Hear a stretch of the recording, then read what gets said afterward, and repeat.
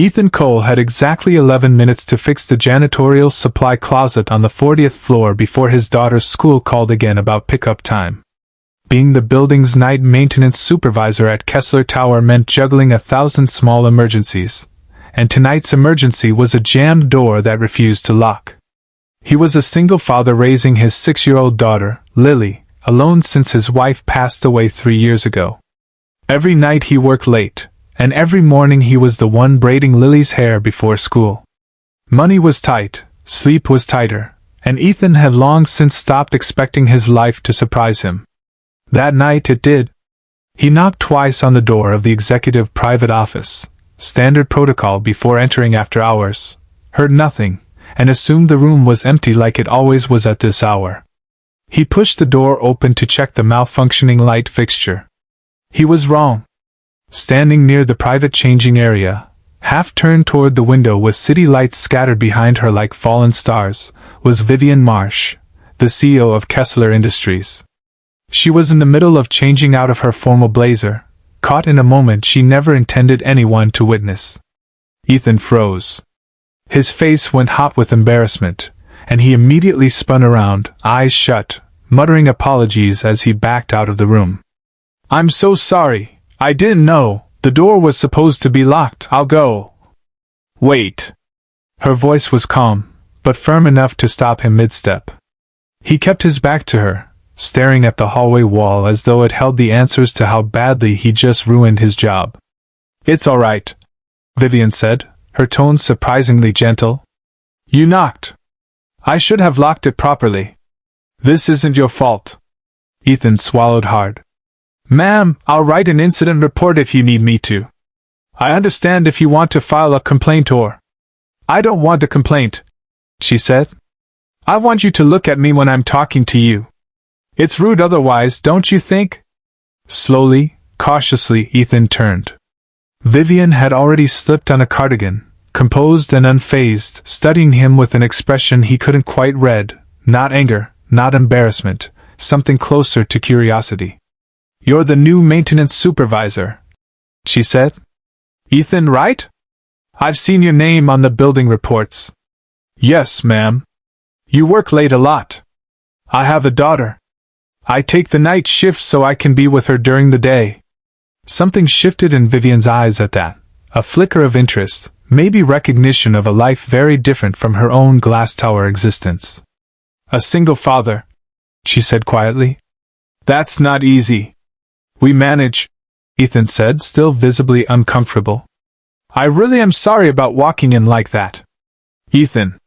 She said his name like she was testing how it sounded. "It's fine. Truly. Now, if you don't mind, that light fixture you came here for is still broken." He almost laughed at the awkward normalcy of her redirecting the conversation. He fixed the fixture in silence while she worked at her desk, occasionally glancing up at him without him noticing. Or so she thought. He assumed that would be the end of it.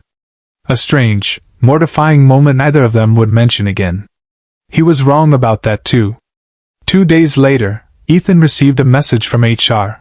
Vivian Marsh had personally requested he be assigned to oversee maintenance operations directly under the executive floor, with an accompanying raise that made his hands shake when he read the number. He almost declined out of sheer anxiety, worried this was some elaborate setup for termination. Instead, he was called into her office, not the private space from before, but her main office with glass walls overlooking the city. "You're wondering why?" Vivian said before he could ask. "The thought crossed my mind, yes. You're reliable. Efficient. You handled an uncomfortable situation with more grace than most of my executives handle a coffee spill." She leaned back in her chair.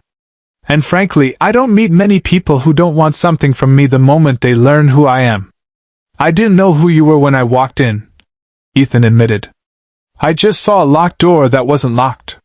Vivian almost smiled. "That's exactly my point." Over the following weeks, their paths crossed more often, brief conversations by the elevator, a shared cup of coffee during a late board meeting when Ethan was fixing an air conditioning unit, an afternoon when Vivian, on impulse, asked if she could meet his daughter after hearing Ethan mention Lily's school play. Lily, with her fearless 6-year-old honesty, took one look at Vivian's designer heels and asked, "Are you a princess?" Vivian knelt down to her eye level. "No, sweetheart. Just someone who works very hard, like your dad." Lily seemed to accept this explanation completely, and from that afternoon on, she'd occasionally ask when the Tower Lady was coming to visit again. Ethan tried to keep a respectful distance, aware of the difference between their worlds. She ran a company worth billions, and he counted every dollar to make rent. But Vivian made it clear, in her quiet, deliberate way, that the distance didn't matter to her. "You've spent your whole life protecting people," she told him one evening, watching him fix a flickering hallway light with practiced hands. "Your daughter. This building. Everyone except yourself. Somebody has to," Ethan replied simply. "Let me try for once," Vivian said. "Let someone take care of you, too." It wasn't a fairy tale beginning, no dramatic declarations, no sweeping romantic gestures. Just two people from opposite ends of the world, drawn together by an accident neither of them planned, slowly discovering that maybe the life Ethan thought he understood completely still had room for something unexpected. Something that began, of all things, with a door that wouldn't lock.